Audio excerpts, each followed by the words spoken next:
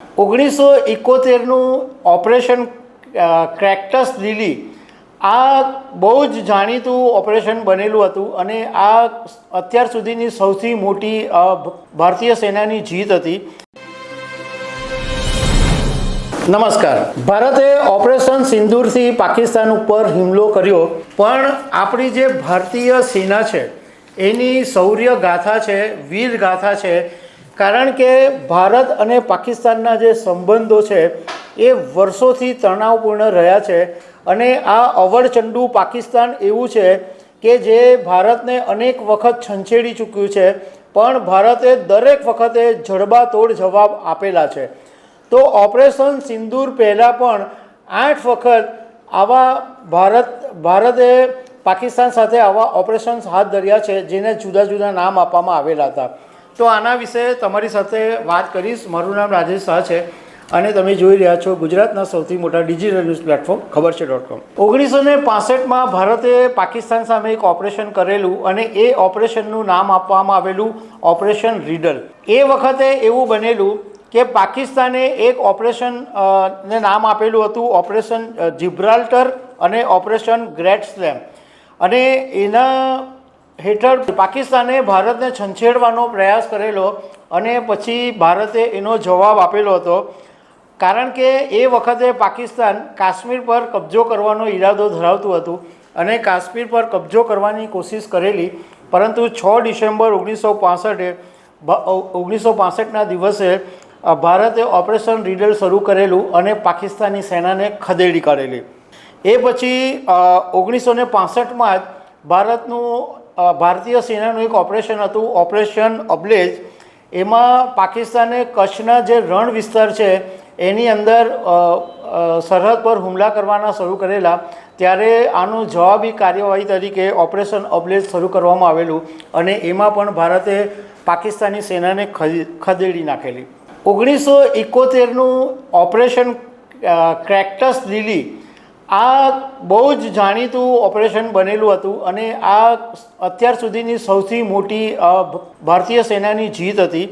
કારણ કે તે વખતે પૂર્વી પાકિસ્તાન હતું અને તે વખતે પૂર્વી પાકિસ્તાનને છૂટું કરવાની ત્યાં આગળ લડાઈ ચાલતી હતી અને ત્યાંના જે લોકો હતા, લીડર હતા, એમણે ભારતની પાસે મદદ માંગેલી અને ભારતે એ વખતે મદદ કરેલી અને 1971નું જે યુદ્ધ થયેલું અને એ યુદ્ધમાં ભારતની એવી જીત થઈ, એવી જબરજસ્ત જીત થઈ કે એક સ્વતંત્ર બાંગ્લાદેશ નિર્માણ થયું.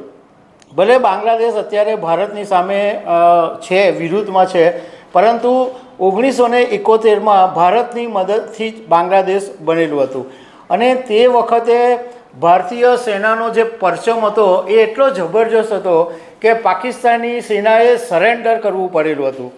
1971ની અંદર જ ઓપરેશન ત્રિશુલ અને પાયથન એવું ઓપરેશનનું નામ આપવામાં આવેલું હતું. અને આ જે ઓપરેશન હતું એ ભારતીય નૌસેનાનું ઓપરેશન હતું અને ભારતીય નૌસેનાએ કરાચી બંદર ઉપર હુમલો કરી દીધેલો હતો અને 4 અને 5 ડિસેમ્બર 1971ના દિવસે પહેલી વખત ભારતે એન્ટીશિપ મિસાઇલનો ઉપયોગ કરેલો અને પાકિસ્તાનના જહાજોને જબરજસ્ત મોટું નુકસાન પહોંચાડેલું હતું. 1984માં ઓપરેશન મેઘદૂત શરૂ કરવામાં આવેલું હતું, જેની અંદર સિયાચીન ગ્લેશિયર ઉપર ભારતે નિયંત્રણ મેળવી લીધેલું હતું. પાકિસ્તાને તે વખતે અવળચંડાઈ કરી અને સિયાચીન પર ઘૂસવાની કોશિશ કરી, પરંતુ ભારતીય સેનાએ આ સિયાચીન ઉપર કબજો કરી લીધો હતો અને એ વખતે પણ પાકિસ્તાનને જડબાતોડ જવાબ આપવામાં આવેલો હતો. 1999 ઓપરેશન વિજય, આ યુદ્ધ વિશે તો મોટા ભાગના લોકો જાણે જ છે કે પાકિસ્તાને તે વખતે પણ અવળચંડાઈ કરી અને આ ભારતના વિસ્તારોની અંદર ઘૂસવાની કોશિશ કરેલી અને 1999ની અંદર કારગિલમાં જ્યારે પાકિસ્તાને ઘૂસણખોરી કરી ત્યારે ભારતીય સેનાએ જે જવાબ આપેલો હતો, દાંત ખાટા કરી નાખેલા પાકિસ્તાનના, અને પાકિસ્તાનની સેનાએ ભાગવું પડેલું. એમાં પણ ભારતની જબરજસ્ત જીત થઈ હતી અને કારગિલ યુદ્ધ તો ઇતિહાસનું એક મોટું પાસું છે. એક ઓપરેશન સફેદ સાગર એ પણ 1999માં જ કરવામાં આવેલું હતું અને આ ઓપરેશનનું કોડ નામ હતું ભારતીય વાયુસેનાએ આપેલું હતું, ઓપરેશન સફેદ સાગર.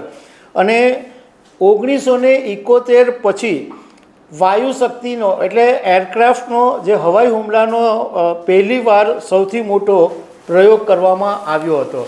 એ પછી 8મું ઓપરેશન બંદર 2019 બાલાકોટ હુમલો. આ વિશે પણ ઘણા બધા લોકો જાણે છે કે 14 ફેબ્રુઆરી 2019ના દિવસે આપણા ભારતના 40 જવાનો પુલવામામાં શહીદ થયા.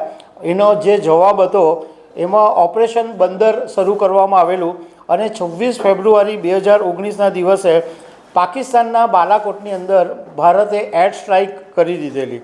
અને હવે ગઈકાલે 7 મે 2025 એ પણ ઇતિહાસમાં નામ દર્જ થઈ ગયું છે, કારણ કે પહેલગામની ઘટના પછી ભારતે પાકિસ્તાનને જડબાતોડ જવાબ આપવા માટે ઓપરેશન સિંદૂર શરૂ કર્યું અને ગઈકાલે પાકિસ્તાનને ખતરનાક જવાબ આપી દીધો છે. તો દર્શક મિત્રો, આવી અનેક વાતો સાથે અમે તમને મળતા રહીશું. Thank you very much.